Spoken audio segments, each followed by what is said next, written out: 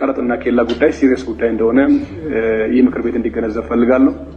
እስከ ትናንትና ዕለት ድረስ በኢትዮጵያ ኬላ ይነሳ ተብሎ በመንግስት ደረጃ ቢወሰንም የተለያዩ ሰበቦች የተፈለጉ 283 ኬላዎች ህገወጥ ኬላዎች በመላ ሀገሪቱ ተንሰራፍቶ ይገኛል። የንግድና ቀጠናዊ ትስስር ሚኒስቴር ሚኒስትሩ ካሳሁን ጎፌ ይህን ከተናገሩ ወደ 11 ወራት ገደማ ሆኗቸዋል። ዛሬም ግን የህገ ወጥ ኬላዎች ጉዳይ በተለይ አሽከርካሪዎችን ማማረሩን ቀጥሏል። ምክንያቱም እንደልባቸው የሆኑት እነዚህ ህገ ወጥ ኬላዎች የፈለጉትን ገንዘብ ካልከፈሏቸው አሽከርካሪዎቹ መኪናዎቹን ማሳለፍ ስለማይችሉ ህገ ወጥ ኬላዎቹ ለታክስ ለቀረጥና ለአካባቢ ልማት በሚል ሽፋን በየሰፈሩና በየመንገድ ዳር የተቋቋሙ መሆናቸው ይገለጻል። የህዝብ ተወካዮች ምክር ቤት አባላትም በየአካባቢያቸው የተዘረጉ ህገወጥ ኬላዎች ምን ያህል ህብረተሰቡን እየበዘበዙት እንደሆነ በተደጋጋሚ ለፓርላማ ሲያቀርቡ ቆይተዋል። ለአብነት በደቡብ ኢትዮጵያ ክልል የቁጫ ወረዳ ያለውን ችግር በተመለከተ እኚህ ምክር ቤት አባል እንዲህ ሲሉ ተናግረው ነበር።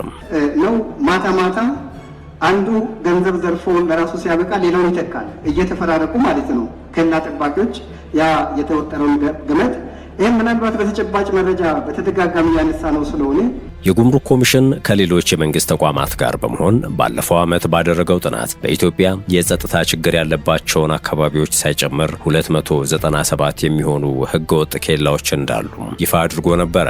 የጉምሩክ ኮሚሽን ኮሚሽነር ደበሌ ቃበታ ባለፈው ዓመት ሚያዝያ ወር ለፓርላማ ሪፖርት ባቀረቡበት ወቅት እነዚህ ህገወጥ ኬላዎች በህብረተሰቡ እንቅስቃሴ በገቢ ዕቃዎችና በወጪ ምርቶች ላይ ተጽዕኖ መፍጠራቸውን መግለጻቸው አይዘነጋም። ከቅርብ ጊዜ ወዲህ ህገወጥ ኬላዎች እንዲነሱ የሚሉ የክልል መንግስታት ትዕዛዝ የተላለፈባቸውን ደብዳቤዎች ሲሰራጩ እየተመለከትን እንገኛለን። የደቡብ ምዕራብ ኢትዮጵያ ክልል በየአካባቢው የተቋቋሙ ህገወጥ ኬላዎች በሙሉ እንዲነሱ ወሰነ ከተባለ በኋላም በሁለት ሳምንት ገደማ ውስጥ በአማራ ክልልም ገቢ ለመሰብሰብ በሚል የተቋቋሙ ኬላዎች በፍጥነት እንዲነሱ ትዕዛዝ ስለመተላለፉ ተነግሯል። ህገወጥ ኬላዎቹ በኢኮኖሚው ላይ ከሚያደርሱት ከፍተኛ ጫና በላይ የሰብአዊ መብት ጥሰት አካል መሆናቸውም እጅግ አሳሳቢ በመሆኑ የተላለፉት መመሪያዎች በጎ ጅምሮች እንደሆኑም አስተያየት ሰጪዎች ይናገራሉ። ባሳለፍነው ጥቅምት ወር ኢሰመኮ ባወጣው ሪፖርት በመንገዶች ላይ በሚጣሉ ኬላዎች የሰዎችን ከቦታ ቦታ የመንቀሳቀስ ነጻነት መብትን አደጋ ላይ እንደጣሉ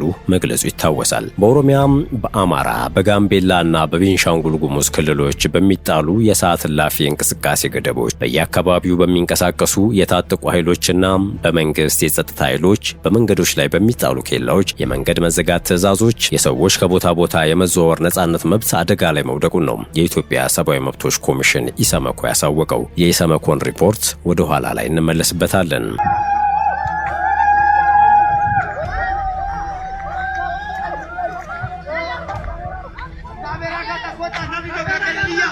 በዚህ ቪዲዮ ላይ የሚታየው በርካታ የጭነት መኪኖች በህገወጥ ኬላዎች ገንዘብ እንዲከፍሉ መደረጋቸው አሞሯቸው ቅሬታቸውን ሲገልጹ መሆኑን ቪዲዮን ያጋሩ አካላት አስነብበዋል። ሚሊሻዎች በየሰፈሩ ህገወጥ ኬላ እያቆሙ ሾፌሮችን በግድ ገንዘብ ያስከፍላሉ፣ ያቅማሙትን ይደበድባሉ፣ ያስራሉ። ኃይለ ቃል የተናገረን ደግሞ ፋኖና ሸኔ የሚል ታርጋ ለጥፈው አሰቃቂ እርምጃ እስከ መውሰድ ይደርሳሉ የሚሉት ቅሬታ አቅራቢዎቹም ይህ ሁሉ ተግባር የሚፈጸመው ታዲያ የንግድና ቀጠናዊ ትስስር ሚኒስቴር፣ የትራንስፖርትና ሎጂስቲክስ ሚኒስቴር፣ የጉምሩክ ኮሚሽን የመሳሰሉ አካላት በተደጋጋሚ እነዚህ ህገወጥ ኬላዎች እንዲነሱ ለሚሰጡት ማሳሰቢያ ጆሮ ዳባ ልበስ በሚል እንደሆነ ነው የሚገለጸው። የጉምሩክ ኮሚሽን ኮሚሽነር ደበሌ ቃበታ እንዲህ አይነት ቅሬታዎች ከዓመት ዓመት ቢሰሙም መፍትሄ ማምጣት እንዳልተቻለ ነበር ለምክር ቤት አባላት የተናገሩት።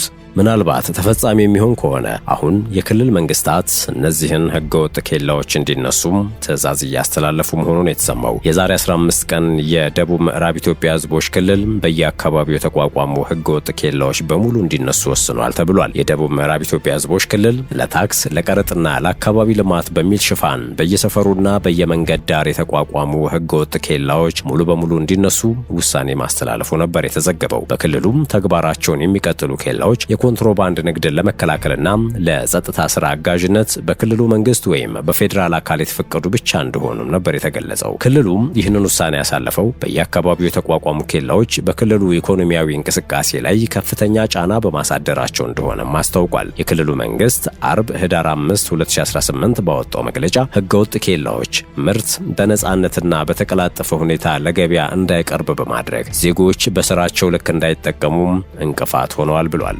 በየአካባቢው ኬላዎችን ማቋቋም ኢኮኖሚን የሚያዳክም አሰራር መሆኑን የገለጸው ክልሉ ይህንን ሙሉ በሙሉ ለማስቆም የተላለፈውን ውሳኔ ተቀብሎ ወደ ተግባር የማይለውጥ ማንኛውም የመንግስት መዋቅር የሥራ ኃላፊ ወይም አካል ተጠያቂነቱን ይወስዳል ሲል በመግለጫው አስጠንቅቋል። ውሳኔውን ለማስፈጸም ክልሉ አስፈላጊና የማያዳግም ያለውን ሕጋዊ እርምጃ እንደሚወስድም አስታውቋል። ከቀናት በፊት ረቡዕ ህዳር 17 2018 ዓ.ም ደግሞ ከአማራ ክልል ተመሳሳይ ይዘት ያለው ዜና ነው የተሰማው። በአማራ ክልል ገቢ ለመሰብሰብ በሚል የተቋቋሙ ኬላዎች በፍጥነት እንዲነሱም ትዕዛዝ ያስተላለፈው የክልሉ ገቢዎች ቢሮ ነው። ይህንን ትዕዛዝ አስተላልፎ በተገኘ ማንኛውም የመንግስት አካል ላይ የጸጥታ ኃይሎች ለሚወስዱት እርምጃ ኃላፊነት የማይወስድ መሆኑንም አስታውቋል። ቢሮ ይህንን ያሳወቀውም በክልሉ የዞንና የከተማ አስተዳደር ስር ላሉ የገቢዎች መምሪያዎች ባለፈው ረቡዕ ህዳር 17 በጻፈው ደብዳቤ ነው። መስሪያ ቤቱ ትዕዛዙን ለመምሪያዎቹ ያስተላለፈው የአማራ ክልልን የኢኮኖሚ እንቅስቃሴዎችን ገጥተዋል የተባሉ ኬላዎች እንዲነሱ ከክልሉ ሰላምና ጸጥታ ቢሮ ደብዳቤ ከተጻፈለት ከአንድ ሳምንት ገደማ በኋላ ነው። በአማራ ክልል የተለያዩ አካባቢዎች የተቋቋሙ ኬላዎች የግብርናና የኢንዱስትሪ ምርት እንቅስቃሴን ሲያስተጓጉሉና ሲያዘገዩ እንደነበረ በደብዳቤው የክልሉ ገቢዎች ቢሮ ጠቅሷል። ያልተገባ ክፍያ በማስከፈል የምርት ዋጋ እንዲጨምር ማድረጋቸውንም አትቷል። እነዚህ ድርጊቶች የኑሮ ውድነትን በማባባስ በሸማቾች ላይ ጫና ማሳደራቸውንም ደብዳቤው አክሏል። የምርቶች የመጫንና የማራገፍ አገልግሎት ክፍያ መሰብሰብ ያለበት አገልግሎቱ በሰጠበት ከተማ አሊያም ቦታ መሆን እንዳለበት ክልሉ ባወጣው ደንብ ቢደነግግም ከስፍራው ርቆ ባሉ ኬላዎች ተደራራቢ ክፍያዎች እየተጠየቁ መሆኑን ቢሮው በደብዳቤው አስፍሯል። ኬላዎቹ የተቋቋሙት በተለያዩ ከተሞች መውጫና መግቢያ በር ላይ የተሽከርካሪ እንቅስቃሴዎች በሚበዛባቸው ቦታዎችና በተለያዩ የገጠር ቀበሌዎች እንደሆኑም ቢሮ አመልክቷል። በአማራ ክልል ገቢዎች ቢሮ የከተማ አገልግሎት ገቢ ባለሙያ የሆኑት አቶ አሰፋ ወርቅዬ ዞኖችና ከተሞች ኬላዎችን ሲያቋቁሙ የነበረው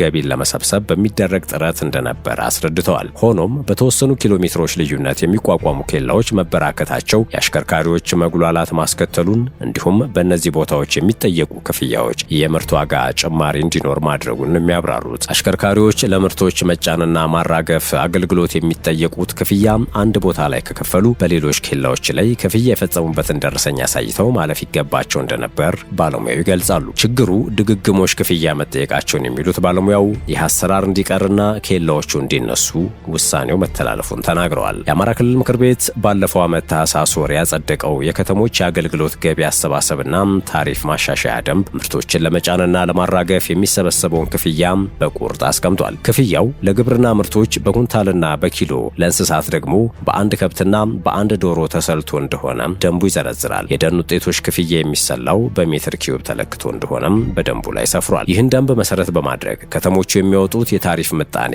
የምርቶች የመጫንና የመራገፍ አገልግሎት ክፍያን መሰብሰብ የሚችሉት የከተማ አስተዳደሮች ወይም ማዘጋጃ ቤት ብቻ እንደሆኑም ተደንግጓል። ደንቡ ይህን ቢያስቀምጥም በተለያዩ ቦታዎች በተዘረጉ ኬላዎች የሚጠየቁ ተደራራቢ ክፍያዎች የክልሉን የምርት እንቅስቃሴ እያስተጓጎሉ እንደሆነ የክልሉ ገቢዎች ቢሮ በደብዳቤው አጽንኦት ሰጥቷል። ቢሮ በዚሁ ደብዳቤው በሕገ ወጥ መንገድ የተቋቋሙ ሲል የገለጻቸው ኬላዎች ከሚመለከታቸው የጸጥታ አካላት ጋር በመቀናጀት በፍጥነት እንዲነሱም ነው ትዕዛዝ የሰጠው። ይህን ክልከላ ተላልፎ የተገኘ ማንኛውም የመንግስት አካል ላይ የጸጥታ ኃይሉ ለሚወስደው እርምጃ ኃላፊነት የማንወስድ መሆኑን እናሳውቃለን ሲልም ቢሮ አስጠንቅቋል።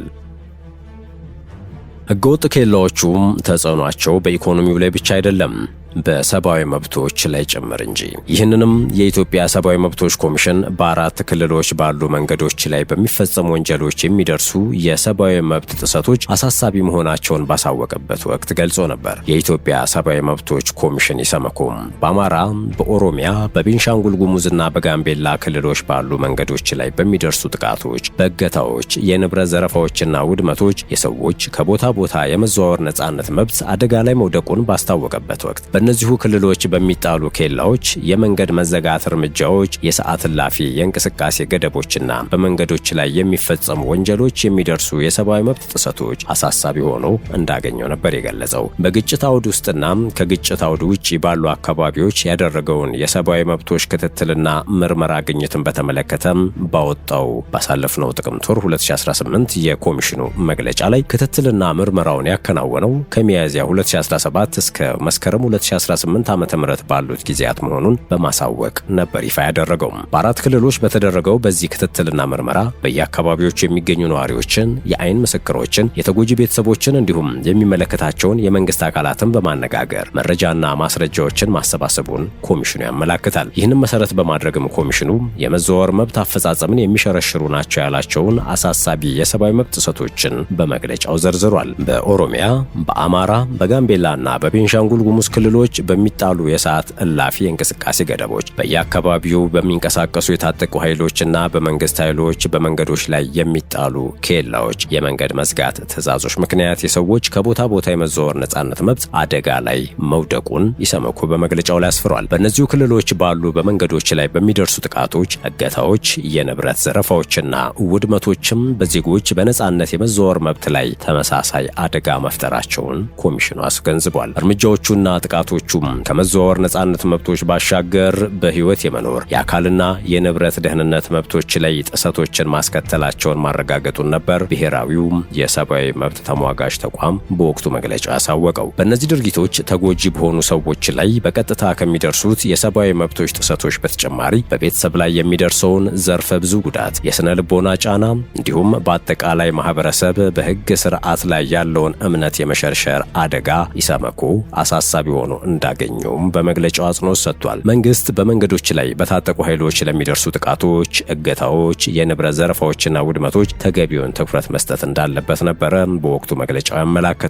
መንግስት በእነዚህ ወንጀሎች የተሳተፉ ግለሰቦችን በህግ ተጠያቂ እንዲሆኑ ማድረግና ተጠያቂነትን ለማረጋገጥ ተገቢ የሆኑ እርምጃዎችን ሊወስድ እንደሚገባም ኮሚሽኑ ማሳሰቡ አይዘነጋም። የኢሰመኮ ዋና ኮሚሽነር ብርሃኑ አዴሎ ከጊዜ ወደ ጊዜ እየጨመሩ የመጡ የሰዎችን የመዘዋወር መብት አደጋ ላይ የሚጥሉ ተግባራትን ለመከላከልና በአስቸኳይ እልባት ለመስጠት መንግስት በተደጋጋሚ ጥቃት፣ እገታ፣ የንብረት ዘረፋና ውድመት የሚፈጸምባቸው መንገዶች ላይ በቂ የጸጥታ ኃይል ሊያሰማራ ይገባል ማለታቸውንም መግለጫው ጠቅሷል። ማናቸውም ህግና ስርዓትን የማስከበርና የወንጀል መከላከልና አጥፊዎችን ተጠያቂ የማድረግ እርምጃዎች ሙሉ በሙሉ ህግና ስርዓትን በተከተለና ሰብአዊ መብቶችን ባከበረ መልኩ ብቻ ሊመራ ይገባል ይላል የሰብአዊ መብቶች ተሟጋች ተቋሙ።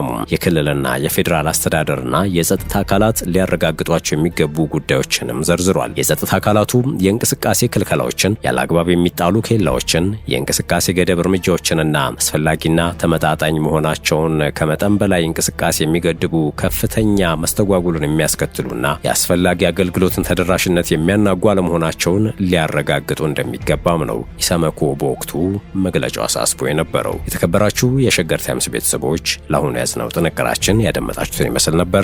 በያላችሁበት ሰናይ ጊዜ።